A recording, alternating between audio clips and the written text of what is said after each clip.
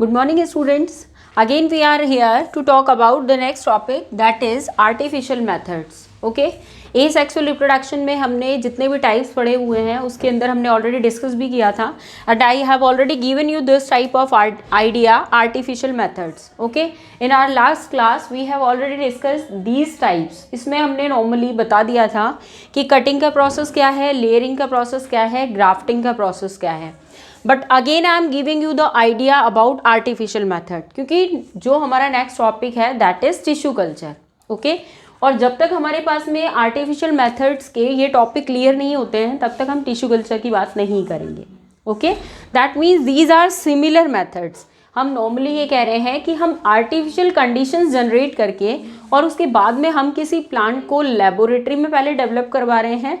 After that we will dump into a soil. फिर उसके बाद में हमने उसे क्या किया है, नेचुरल कंडीशंस में सर्वाइव करवाने के लिए हमने उसको सॉइल में डंप कर दिया है. Okay, so what is basically cutting process. Cutting के अंदर नॉर्मली हम कोई भी एग्जाम्पल लें. Suppose we are taking the simplest most simplest example that is rose, जो नॉर्मली हम घर में देखते हैं, हम लगाते भी हैं, गार्डनिंग करते हैं तब. तो हम क्या कहते हैं कि जो कटिंग का प्रोसेस है उसमें क्या करा हमने, जो उसका स्टेम वाला पार्ट है दैट मीन्स जो हर्बेशियस प्लांट पार्ट है उसको हमने कट कर लिया और उस कटिंग को हम क्या कर देते हैं, सॉइल के अंदर डंप कर देते हैं. ओके, तो धीरे धीरे क्या होगा, according to the time duration उसके अकॉर्डिंग धीरे धीरे उसमें क्या होने लग जाता है, जर्मिनेशन स्टार्ट हो जाएगा. और उस जर्मिनेशन के बाद में उसके अंदर क्या बनना स्टार्ट हो जाती हैं, ब्रांचेस बनेंगी और ब्रांचेस से आगे पूरा प्लांट कंप्लीटली डेवलप हो जाता है. Okay, now the next one is layering. Layering में नॉर्मली एग्जाम्पल ले रहे हैं हम जैस्मिन का. ओके, ये जो एग्जाम्पल है हमारे पास में, हम ये कहते हैं कि जो प्लांट होता है these plants are basically herbaceous in nature. ये नेचर के अंदर कैसे हैं, हर्बेशियस हैं. दैट मीन्स ग्रीन होते हैं नेचर के अंदर और इनके अंदर क्या होता है, सॉफ्टनेस का जो प्रॉपर्टी है वो इसके अंदर मिलती है. तो इसमें क्या होगा, इजी बेंडिंग हो जाती है. जो प्लांट होता है, जो इनकी ब्रांचेस होती हैं, उन ब्रांचेस के अंदर इजीली बेंडिंग मिलती है. तो उस बेंडिंग की वजह से क्या होगा, जो इसकी ब्रांचेस होगी वो बेंड होकर के अपने आप सॉइल के कांटेक्ट में आ जाती हैं और सॉइल के अंदर डंप होने के बाद में ऑब्वियस सी बात है कि उसके अंदर एक न्यू सीडलिंग बनना स्टार्ट हो जाएगा, न्यू प्लांटलेट फॉर्मेशन स्टार्ट हो जाता है. ओके, तो एक्चुअल में जो लेयरिंग प्रोसेस है this is a natural process without any human interference. यहाँ पे हमने इसके अंदर कुछ भी नहीं किया है. अपने आप प्लांट जो होता है उसके अंदर इजी बेंडिंग होती है, वो अपने आप सॉइल में डंप होता है और उसके बाद में न्यू प्लांटलेट का फॉर्मेशन कर देता है. Okay, now the next one is drafting process. अब ड्राफ्टिंग प्रोसेस के अंदर हम क्या कहते हैं, ड्राफ्टिंग में नॉर्मली हमारे पास में दो वर्ड आते हैं which is very important for the purpose of this. यहाँ हमारे पास में एक वर्ड है stock and second one is scion. ये दो वर्ड्स जो हैं ये हमारे ग्राफ्टिंग के लिए बहुत इंपॉर्टेंट होते हैं. Okay, normally I am giving you idea about this. किस टाइप से आप इसको समझ सकते हो ग्राफ्टिंग प्रोसेस को. इसमें भी आप अगर पर्टिकुलर चाहो तो आप रोज़ का एग्जाम्पल लो, एप्पल का एग्जाम्पल लो, कोई प्रॉब्लम नहीं है. जो भी एग्जाम्पल आप जिसके थ्रू भी आप इसको समझना चाह रहे हैं. Actually we are taking two different species. हमने यहाँ पे क्या किया, या तो हम टू डिफरेंट स्पीसीज़ की अगर मिक्सिंग करवाना चाहते हैं तो हम स्पीसीज़ को ही डिफरेंट लें, और मे बी पॉसिबल कि हम एक ही स्पीसीज़ के दो डिफरेंट प्रॉपर्टी के प्लांट्स का हम क्या करवाना चाह रहे हैं, वेरिएशन की मिक्सिंग करवाना चाहते हैं. ओके, तो हमारे पास में हमने क्या किया, दोनों अलग अलग स्टेम्स ले लिए. एक हायर स्पीसीज़ का प्लांट हमने ले लिया, एक थोड़ा लोअर स्पीसीज़ का प्लांट हमने ले लिया. ओके, अब हम इन दोनों प्लांट्स को करेंगे क्या, हमें इसकी कटिंग करनी है पहले. अब वो कटिंग कैसा होता है, actually we are taking oblique sections. हमें इनके क्या लेने हैं, ऑब्लिक सेक्शन लेने हैं. क्लियर, तो हम इसको इस तरीके से कट कर रहे हैं. ये हमने इसके अंदर ऑब्लिक कट लगाया और हमने इस तरीके का एक सेक्शन ले लिया. क्लियर, अब देखो आप, ये वाला भी सेक्शन हमने इसी तरीके से लिया है और हमने ये वाला सेक्शन भी इसी तरीके से कट किया है. देखो आप, दोनों के अंदर हमने ऑब्लिक सेक्शन कट किए हैं. क्लियर, तो हमें करना क्या है, जो हायर स्पीसीज़ का प्लांट है उसको जो लोअर स्पीसीज़ का प्लांट है उसके साथ में हमें उसको टाई अप करना है. ओके, अब इसको कैसे टाई करेंगे हम, नॉर्मली हमने ये मान लिया कि ये हायर स्पीसीज़ वाला है और ये वाला जो है ये नॉर्मल स्पीसीज़ वाला है. ओके, इसका हमने अपर पार्ट लेकर के इसके लोअर पार्ट के साथ में हमने अटैच कर दिया। अब जब आप इसको अटैच करोगे तो फाइनली आपको कैसा दिखाई देगा, इस तरीके से दिखाई देगा। बस नॉर्मली आपने जब इसको अटैच किया बिल्कुल सेम आने चाहिए, ऑब्लिक सेक्शन एक दूसरे के ऊपर फिक्स हो जाना चाहिए। Okay, so what is the basic meaning of these terms, stroke और स्क्यून है क्या इसके अंदर। तो जो नॉर्मली आप लोअर कट ये वाला लेते हो ये स्ट्रोक है, जो ऑलरेडी लगा हुआ है या लोअर पोर्शन है इसका वो है स्ट्रोक, और जो आपने हायर स्पीसीज वाला ऊपर कट करके दूसरा सेकंड ऑब्लिक सेक्शन लगाया है दैट वाज स्क्यून। ओके, तो आपने स्ट्रोक और स्क्यून को क्या कर दिया है, मिक्स कर दिया है। जब आप फाइनली इसका स्ट्रक्चर देखोगे तो आपको इस तरीके का स्ट्रक्चर दिखाई देगा, दोनों ऑब्लिक सेक्शन एक दूसरे के अंदर फिट हो जाते हैं और वो सेक्शन फिट होने के बाद में वो एक सिंगल प्लांट बन जाता है। Okay, then we will dump into a soil, इस स्ट्रक्चर को हमें सॉइल में डंप करना है। Then germination will be started, जैसे ही जर्मिनेशन स्टार्ट होगा the branches will arise from this section. Okay, got it the point. जो आप सेक्शन यहाँ से अटैच करोगे, जो सेक्शन मिक्स हो जाता है उसी सेक्शन से आगे जाकर के क्या होता है, जर्मिनेशन होता है। क्लियर, तो इस तरीके का हमें स्ट्रक्चर दिखाई देगा and these structures are known as, this is known as stroke and this one is scion. इस तरीके से हमने क्या किया है, दो स्पीसीज को मिक्स कर दिया है। Okay, so now artificial methods के अंदर जो हमने तीनों टाइप्स डिस्कस किए उसके अंदर अब हमारे पास में नॉर्मली क्वेश्चन ये आता है कि जो आर्टिफिशियल वेजिटेटिव मेथड आप अडॉप्ट करते हो what is the advantages of these methods. इस टाइप के अगर कोई मेथड्स हैं आपके पास तो आप किस तरीके के एडवांटेजेस ले सकते हो। Okay, now we are discussing point by point. First one is this is very important according to time duration. Okay, जैसे नॉर्मली क्या होता है, नेचुरल कंडीशंस के अंदर कोई भी प्लांट ग्रो करता है तो उसको टाइम लगता है। ओके, अब हम यहाँ पे क्या कर रहे हैं, उसके अंदर थोड़ा ह्यूमन इंटरफेरेंस करके कंप्लीटली आर्टिफिशियल मेथड नहीं है, हम लेबोरेटरी में नहीं करा रहे हैं। ओके, हम प्लांट की जो पोजीशन है उसकी जो सिचुएशन है अकॉर्डिंग टू द एटमॉस्फेयर हम उसी को ग्रोन अप करने के ट्राई कर रहे हैं। ओके, तो यहाँ हमने क्या किया, जो कंडीशंस थी उन्हीं कंडीशंस को हमने और प्रमोट कर दिया है आगे। ओके, तो उसमें सेल डिवीजन ऑब्वियस सी बात है फास्ट हो गया है, और सेल डिवीजन फास्ट हुआ है तो उसकी अकॉर्डिंग उसकी सिचुएशंस भी डिफरेंट होती जा रही हैं। क्लियर, तो अब हमने यहाँ पे क्या किया, ये जो मेथड्स हैं इसके लिए हमारे पास टाइम ड्यूरेशन जो है कम टाइम ड्यूरेशन में ही हम क्या कर सकते हैं, एक अच्छी ग्रोथ करवा सकते हैं। क्लियर, सेकंड हमारे पास में आता है सपोज अगर हमें सीडलेस प्लांट चाहिए हैं तो हम उसके लिए किस टाइप का मेथड यूज़ कर सकते हैं, ड्राफ्टिंग प्रोसेस यूज़ कर सकते हैं, क्योंकि इसमें जो हमने टू डिफरेंट स्पीसीज़ की मिक्सिंग की है तो उसमें हम ये कर सकते हैं कि एक स्पीसीज़ हम सीडलेस ले लें और सेकंड वाली जो स्पीसीज़ है वो किसी और वैरायटी वाली हो, तो हमारे पास में जो नेक्स्ट जनरेशन बनेगी that will be also from seedless. Okay, third हमारे पास में आता है according to the atmospheric conditions this is very survivable.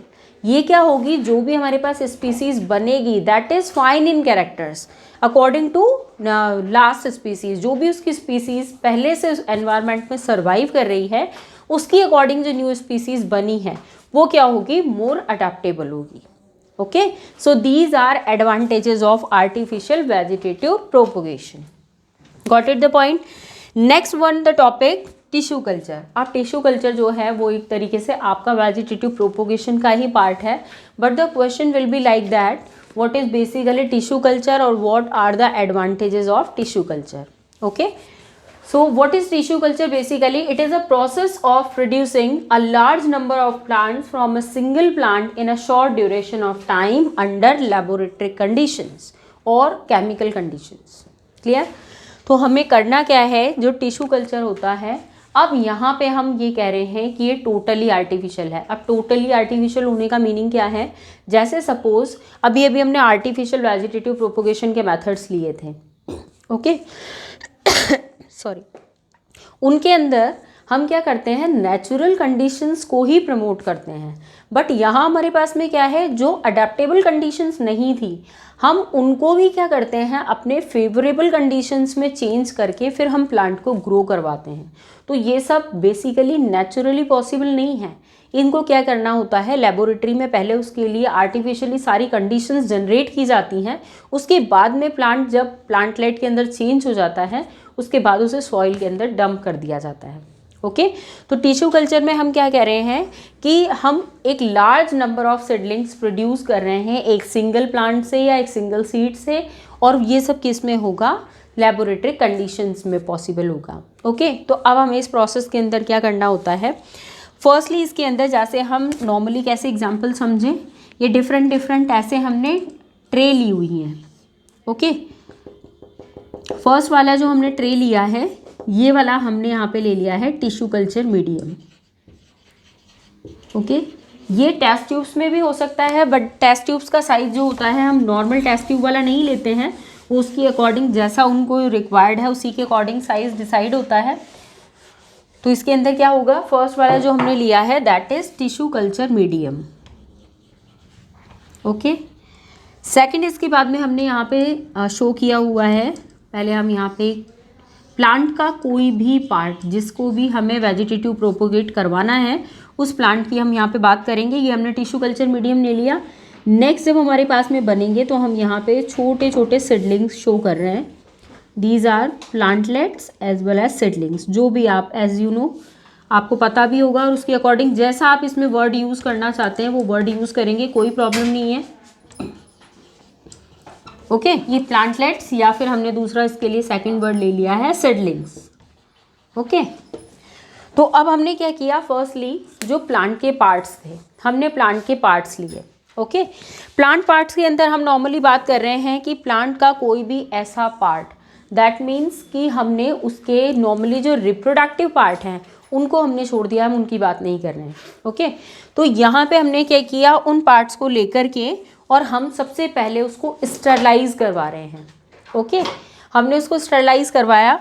Sterilise करवाने का मीनिंग ये हुआ कि हम उसे क्या कर रहे हैं, जर्मलेस कर रहे हैं या फिर बैक्टीरिया फ्री कर रहे हैं हम उसको। ओके तो यहाँ पे क्योंकि नॉर्मली क्या होता है, सपोज हमने कोई प्लांट लिया, हमने कोई भी उसका वेजिटेटिव पार्ट लिया, अब सपोज उसके अंदर पहले से कोई डिजीज़ है या वो किसी तरीके से इन्फेक्टेड है, तो आप उसको ऑलरेडी बिना आप उसका टिश्यू कल्चर मीडियम में डायरेक्टली आपने उसको डाला और उसके बाद में डायरेक्टली आपने उसका क्या करवा दिया, प्लांटलेट्स ग्रो करवा दिए, तो ऑब्वियस सी बात है कि उसके अंदर जो डिजीज़ होगी वो उसमें ही सर्वाइव कर रही थी और आगे भी सर्वाइव करेगी। तो हमें उसके लिए क्या करना है, उसको डिजीज़ फ्री बनाने के लिए firstly we are adopting this type of method sterilization. Okay normally इस टाइम पे हमारे पास में ये वाला प्रोसेस ही हमारी प्रोटेक्शन है एक तरीके से, क्योंकि हम स्टरलाइजेशन ही कर रहे हैं। ओके तो यहाँ पे भी जो हम टिश्यू कल्चर करवाएंगे उसके लिए हमने सीड्स को लिया और उसके बाद में फर्स्टली प्लांट का कोई भी पार्ट जिससे का भी हमें टिश्यू कल्चर करवाना है हम उसका फर्स्टली स्टरलाइजेशन करवाएंगे, then we will put into a tissue culture medium. अब ये टिश्यू कल्चर मीडियम क्या होता है, दिस इज़ अ सॉल्यूशन, ये एक सॉल्यूशन है which is a mixing of hormones, proteins, vitamins, जो भी प्लांट के लिए रिक्वायर्ड हैं वो सब इस मीडियम के अंदर होता है।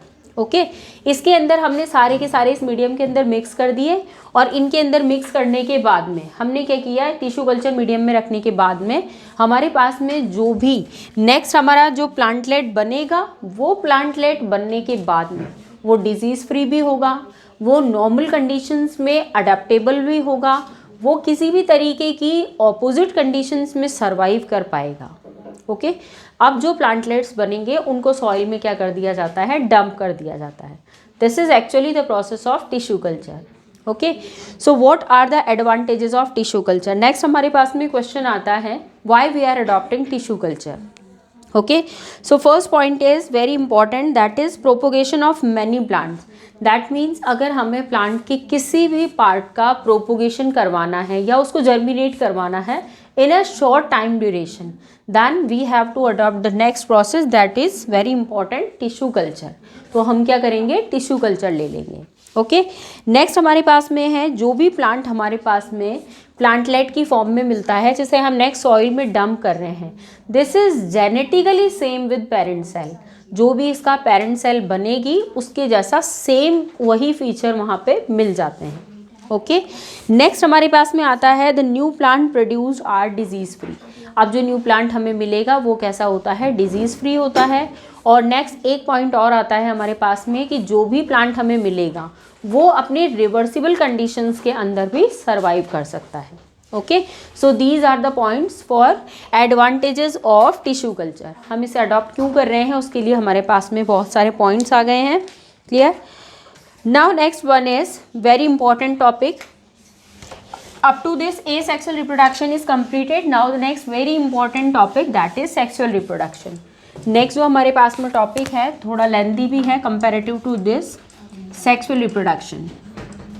ओके, जो हमने नॉर्मली अभी तक डिस्कस किया asexual reproduction, तो इसके अंदर हमारे पास फर्स्ट इम्पॉर्टेंट जो कैरेक्टर है that is requirement of 2 gametes, which is very important character. We have already taken a tabular form which is differentiated asexual reproduction from sexual reproduction. सबसे first lecture जब हमने start किया था तो हमने इन दोनों के अंदर डिफरेंस बताया था कि asexual reproduction सेक्सुअल रिप्रोडक्शन से किस तरीके से डिफरेंट है. क्लियर? तो जो सेक्सुअल रिप्रोडक्शन है, अब हम ये कहते हैं कि normally this is very important to take 2 gametes. That means this is very important term. यहाँ पे फ्यूज़न होता है. जब तक 2 गैमेट्स का फ्यूज़न नहीं होगा तब तक सेक्सुअल रिप्रोडक्शन पॉसिबल नहीं होता है. क्लियर? तो हमारे पास में हमने जब बात करी है सेक्सुअल रिप्रोडक्शन की, तो हमारे पास में कई बार ऐसे क्वेश्चंस आते हैं कि सपोज़ अगर हम नॉर्मली ये कह रहे हैं, एसेक्सुअल वर्ड में हमने एक वर्ड भी यूज़ किया था क्लोन्स, है ना. जब हम ये कहते हैं कि एसेक्सुअल रिप्रोडक्शन हो रहा है और क्लोन्स का फॉर्मेशन हो रहा है, तो क्लोन्स अगर बनते हैं तो वो जेनेटिकली सेम होते हैं. That means physically as well as genetically same with their parents. Clear? Just like I have already given you the example of clone. फर्स्ट जो क्लोन बनाया गया था वो शीप के ऊपर एक्सपेरिमेंट किया गया था और वो बिल्कुल सेम था अपने जेनेटिकल कैरेक्टर्स में, अपने फिजिकल कैरेक्टर्स में, अपने पेरेंट्स के. क्लियर? सेक्सुअल रिप्रोडक्शन जब भी होता है तो वेरिएशंस जनरेट होते हैं और ये वेरिएशंस इंपॉर्टेंट होते हैं for the survival of the species.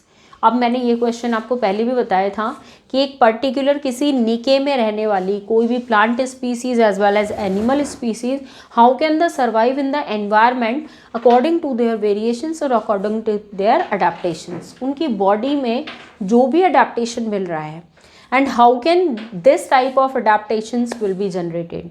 So the answer will be sexual reproduction. किसी भी टाइप का कोई भी क्वेश्चन आता है, अब हम ये कह देते हैं कि पेरेंट से जो भी जनरेशन बन रही है उसके अंदर कैरेक्टर्स मूव हो रहे हैं. That means by the help of DNA chromosomes move कर रहे हैं. तो फिर हमें ये भी होना चाहिए कि जब पेरेंट्स के अंदर से डीएनए चला गया तो पेरेंट्स में नहीं होना चाहिए, डीएनए ही नहीं मिलना चाहिए. Clear? But this is exactly not possible.